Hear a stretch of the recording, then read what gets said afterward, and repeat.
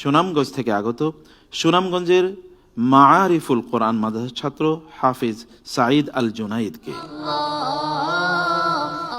আসসালামু আলাইকুম ওয়া রাহমাতুল্লাহি। ওয়ালাইকুম আসসালাম ওয়া রাহমাতুল্লাহি ওয়া বারাকাতুহু। সাঈদ আল জুনাইদ, কেমন আছেন আপনি? আলহামদুলিল্লাহ, ভালো আছি। আপনি কেমন আছেন? আলহামদুলিল্লাহ, বারাকাল্লাহ ফিক। আপনার জন্য দোয়া করছি। প্রচন্ড গুরুত্বপূর্ণ মুহূর্ত, দোয়া কবুল হবে এই সময় আশা করছি ইনশাআল্লাহ।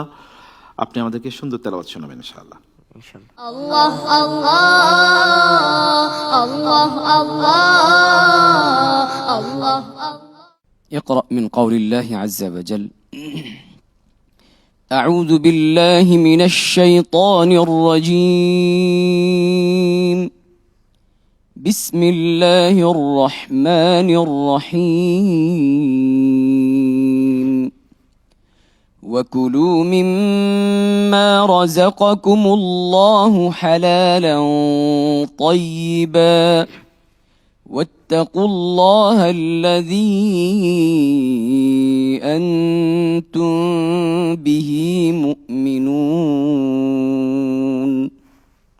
أعوذ بالله من الشيطان الرجيم. بسم الله الرحمن الرحيم. وكلوا مما رزقكم الله حلالا طيبا واتقوا الله الذي أنتم به مؤمنون. لا يؤاخذكم الله باللغو في أيمانكم ولكن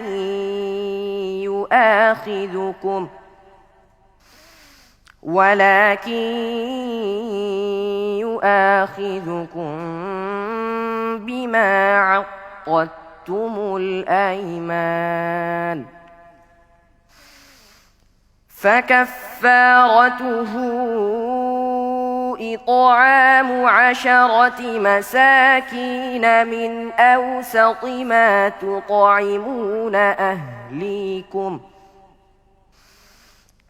تطعمون أهليكم أو كسوتهم أو تحرير رقبة، فمن لم يجد فصيام 3 أيام. ذلك كفارة أيمانكم إذا حلفتم، واحفظوا أيمانكم، كذلك يبين الله لكم آياته لعلكم تشكرون.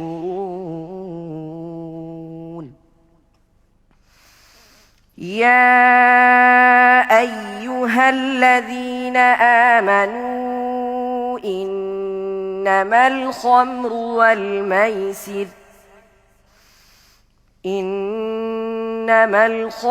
والميسر والأنصاب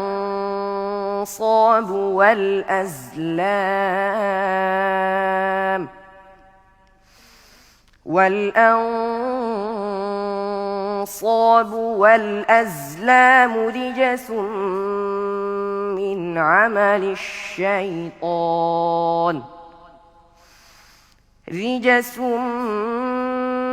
عمل الشيطان فاجتنبوه لعلكم تفلحون.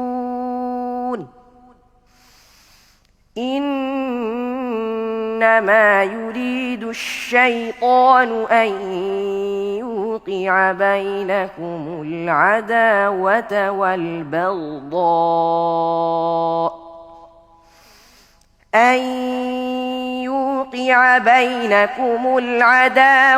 والبغضاء في الخمر والميسر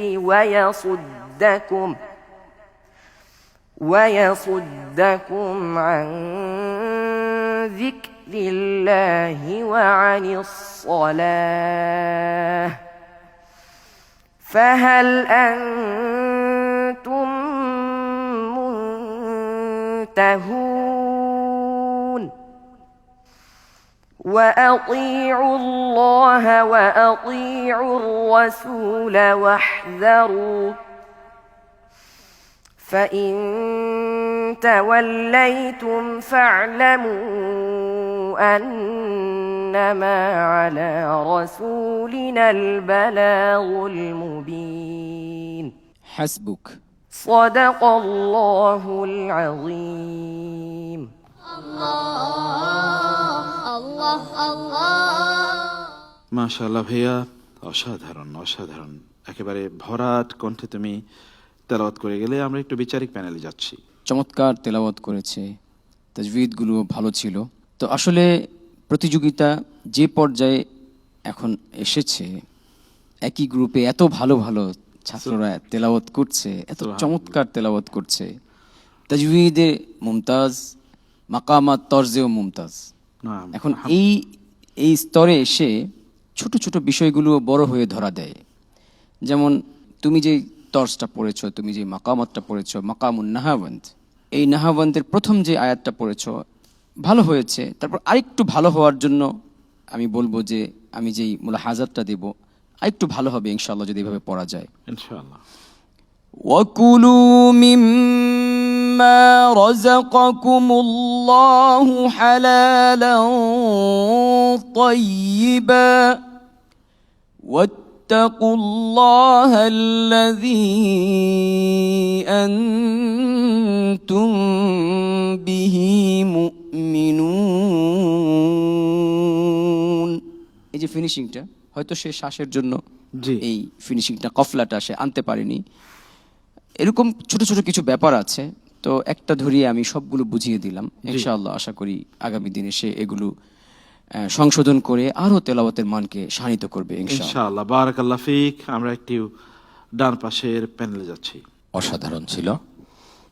আমি ওই কারি আব্দুল মালিক সাহেবের সাথে সুর মিলিয়ে বলবো যে আমাদের এই গ্রুপে সবাই খুব ভালো করছে সুবহানাল্লাহ। আলহামদুলিল্লাহ। তো সেক্ষেত্রে সেও অনেক ভালো করেছে, সব দিক দিয়ে ভালো ছিল। তোমরা সবাই ট্যালেন্ট, আল্লাহ পাক তোমাদেরকে অনেক বড় করুক সে দোয়া করছি। আল্লাহুম্মা আমিন। শুধু এতটুকু বলতে চাই যে আমাদের এখানে এত বেশি ভালো ভালো প্রতিযোগী একসাথে হয়েছে যে আমি যদি আপনাকে প্রশ্ন করি আপনি উত্তর দিতে পারবেন কিনা, আমি যদি বলি আপনাকে যে কারি খলিল খুসরির হাদর বেশি ভালো নাকি সিদ্দিক আলমন সাহেবের বেশি ভালো, তখন আপনি যেরকম ঘাবড়িয়ে যাবেন, জি। আমাদের অবস্থাও তাই। আল্লাহুম্মা আমিন। আমরা একটু তাফসীর শুনবো। হাফিজে কোরআন সূরা মায়েদার তেলাওয়াত করেছে। এখানে আল্লাহ তাআলা বড় কয়েকটি বিষয় আমাদেরকে সতর্ক করেছেন। এক হলো হালাল এবং স্বাস্থ্যসম্মত খাবার খাওয়া, জি। এটি আল্লাহর বিধান।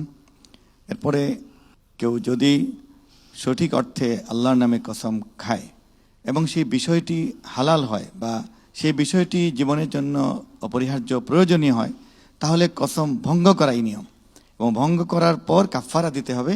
সেই কাফফারার বিধান এখানেও এসেছে। তৃতীয় বিষয়টি হলো অত্যন্ত গুরুত্বপূর্ণ। আল্লাহ তাআলা মাদক ও জুয়াকে হারাম করেছেন এবং এই আয়াত দিয়েই আল্লাহ মাদকের চূড়ান্ত নিষিদ্ধতা ঘোষণা করেছেন। আল্লাহ আমাদেরকে এই বিষয়গুলো জানা এবং মানার তৌফিক দিন। আল্লাহুম্মা আমিন। আমিন। আল্লাহুম্মা আমিন। অনেক ধন্যবাদ তোমাকে ভাইয়া। তোমাকে রেখে দর্শকদেরকে যে কথা বলতে চাই, কোরআন এসছে তার প্রত্যেকটি শব্দে শব্দে মানুষকে পরিবর্তন করার জন্য। এই যে আমাদের প্রতিযোগীদের দিকে তাকিয়ে দেখুন, পরিবর্তিত মানুষ।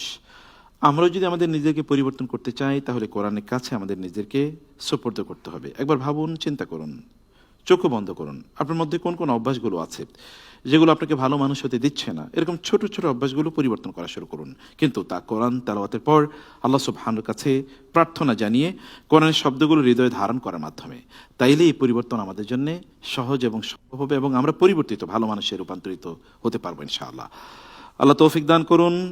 তোমাকে অনেক অনেক ধন্যবাদ ভাইয়া।